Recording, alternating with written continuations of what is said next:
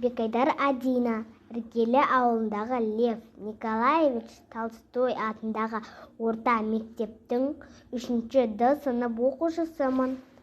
Кітапхана білімпаздар мекені демекші, маған орталықтағы мәдениет үйіндегі кітапханаға барған ұнайды.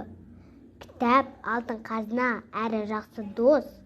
Мен өткен жазғы демалысымды осы кітапханада кітап оқумен қатар түрлі іс-шараларға қатысып жүлделі орындар алдым. Менің кішкентай ғана жүрегімнен орын алған кітап «Балапан». Бұл кітап менің ең сүйікті кітабыма айналған. Мен оны оқудан жалықпаймын, және ол менің жадымда мәңгі сақталады. Оның авторы Жақан Смақов. Әбіш Кекілбаев атамыз айтқандай, адамды адам еткен кітап, адамзат еткен кітапхана демекші, білім нәрін сусындатқаннан жалықпайық. Құрметті көрермен, сіздерге де кітапханаға баруға кеңес беремін.